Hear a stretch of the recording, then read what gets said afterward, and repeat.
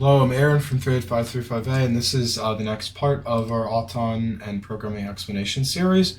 And today I'm going to be going over the 7-block split mid-late season Auton that we created. So this Auton, the way it would work is it would approach the middle goal first and the long goal last. Strategically, that's not the most advantageous Auton, but due to our region, we were able to run it without issues, mostly because the other Auton strategy was not advanced in our region at all. So we found it as like a relatively good Auton. So I'm going to be basically going over it, how I programmed it, and then just some nuances and issues that I had with it. So I'm going to show a couple of videos to start, basically just showing this Auton working. So here's a mid-season version of it. This is taken on February 20th. As you can see, it goes up to the goal, kind of locks into it, drives back into the match loader, hits the long goal, goes, and then wings. So pretty cool, right?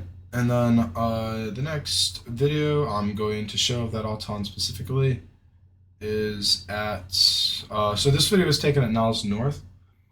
This video is basically the same Auton, just with like slight differences. It doesn't actually fail in this video, but that's because the team 333Y, $4.75 spicy chicken sandwich, I think their name is, crashed into this Auton, or maybe it was just bad, I don't really know.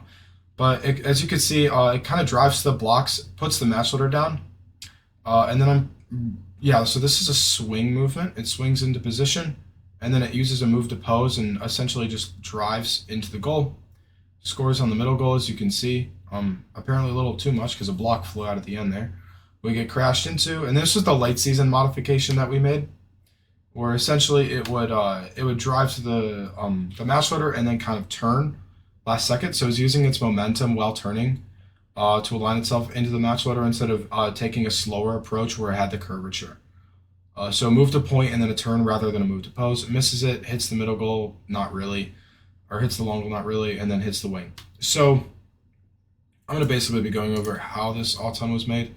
I know I only have 2 videos of it right now, but I say it was actually relatively consistent. We ran it at our Von Steuben competition and we triple crowned that one. So believe it or not, that Auton did actually work.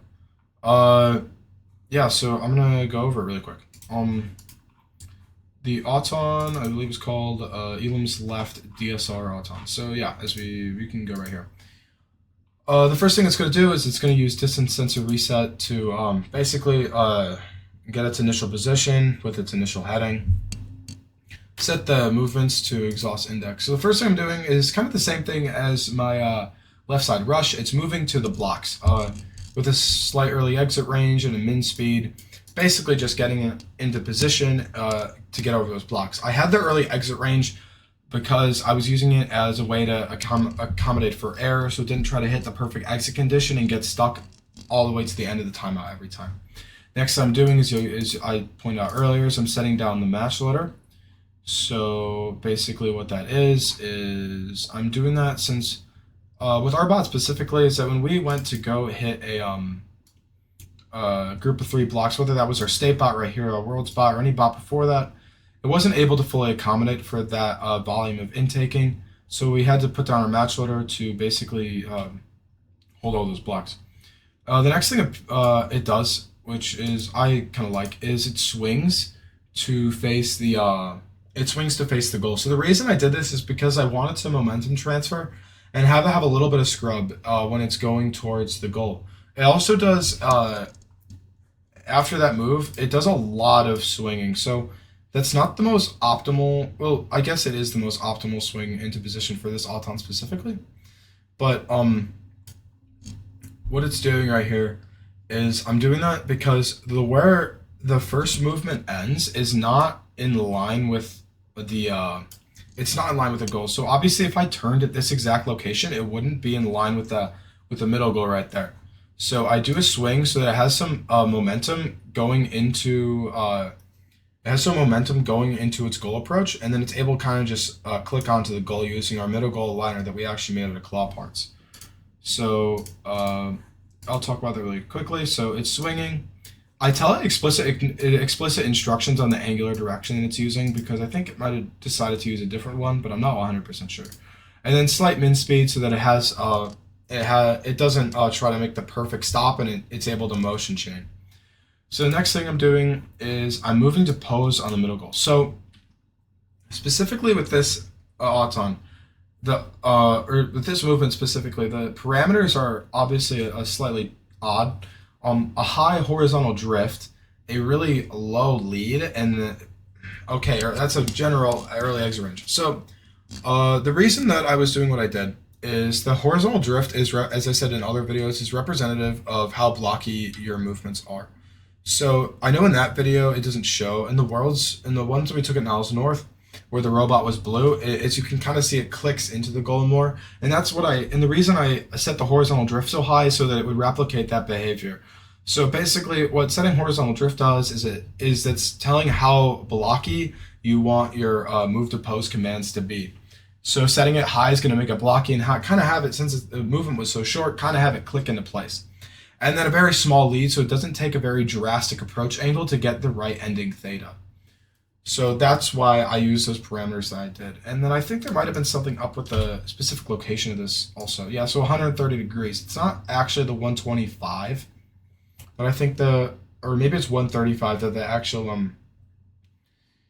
the square is to that goal. But the reason I did that was because it clicked in better when it used that, and it would always kind of hit the same spot due to the physical aligner on the bot.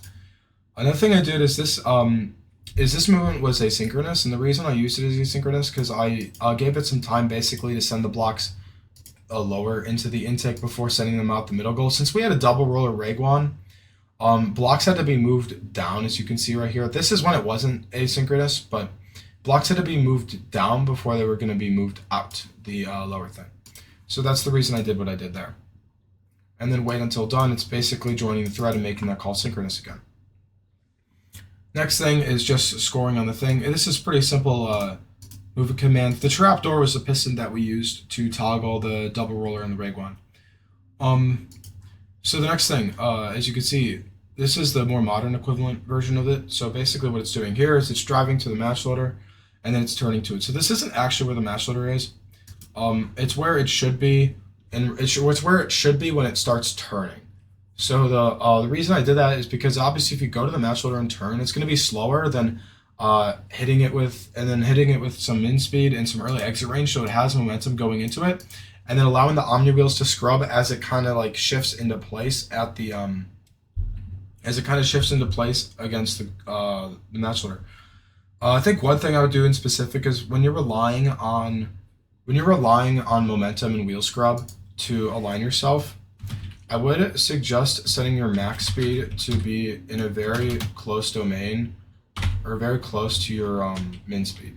So what that does is that in case your speed is not at the min speed, obviously you're planning it to be at the min speed, but also have a certain max speed, so that you have a target velocity, since how much you move is directly related to how fast you're going.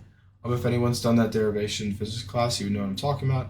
But essentially, I think that's one thing I would change now in case it went too far, as you could see in that video at Niles North where it overshot it because it thought it was able to go faster. So that's the one thing I would actually change about this auton. I'll make that change right here before I commit this to my GitHub when this video releases. So, yeah. Next thing is it's turning to the heading of the match loader. This was a macro that I used to basically only expand the theta portion of the pos struct. So that's what that looks like. And then the same trick I've used in a lot of my autons, providing pressure against the match loader by using the tank command, which is just sending voltage to the motors. Resetting its location, and then move it to point on the long goal. The reason there's a higher early exit range of the long goal is because what would happen is it would get to the long goal and then try to turn to the point it thought it should be turned to. And a lot of the time that wouldn't be exactly where it is. So it would make a turn that would make the scoring unscorable. So it would just have an early exit range on there, so it didn't try to replicate that behavior. And then I put some pressure against the long goal using the tank command so it doesn't bounce off of it after it hits it. And then setting it to score.